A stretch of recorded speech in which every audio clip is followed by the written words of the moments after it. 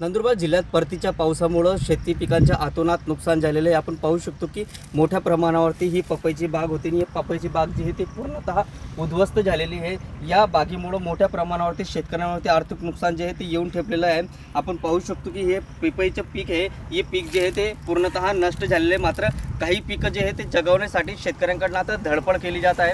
आपण पाहू शकतो की हे कोणपाट या कोणपाटाने काही पपईचे जे फळं जे आहे ते झाडाला लागलेले आहेत ते देखील खराब होऊ नये, त्याच्यातून दोन पैसे हाती येऊ यासाठी प्रयत्न जो आहे तो शेतकरी राजाकडनं केला जात आहे। तर दुसरीकडं या झालेल्या नुकसानीमध्ये आत्तापर्यंत 1400 हेक्टर क्षेत्रावरती नुकसान झालं असल्याच्या प्राथमिक माहिती जी आहे ती समोर आलेली आहे। तर अनेक पंचनामे जे आहे ते अजूनही सुरू आहे। पंचनामेचा टप्पा जो आहे तो शेवटच्या याच्यात आलेला आहे, त्यामुळं नुकसानीचे क्षेत्र जे आहे ते काही प्रमाणावरती वाढण्याची शक्यता जी आहे ती वर्तवली जात आहे। परतीच्या पावसामुळे सर्वाधिक नुकसान जे आहे ते नंदुरबार तालुक्यातील आष्टा आणि चोपाळे या मंडळात झालेलं आहे। त्यामुळं शहादा असेल, नवापूर असेल, अक्कलकुवा असेल, अक्राणी असेल या तालुक्यांमध्ये मोठ्या प्रमाणावरती शेती पिकांचे नुकसान जे आहे ते झालेले आहे। ऐन हातातोंडाशी आलेला घास जो आहे तो निसर्ग राजाकडनं हिरवला गेला आहे। त्यामुळं शेतकऱ्यांसमोर संकट जे आहे ते मोठं झालेलं आहे।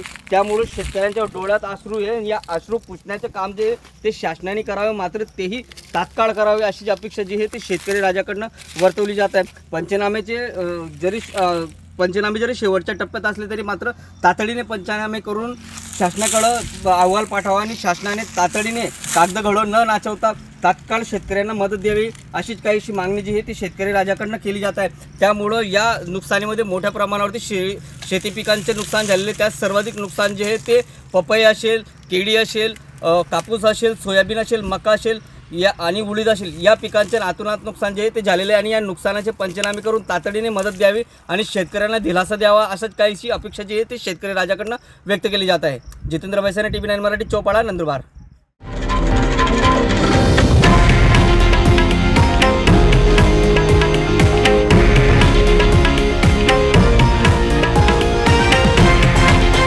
हे आहे देशातील नंबर 1 न्यूज नेटवर्क आणि आपण पाहत आहात TV9 मराठी, एकमेव।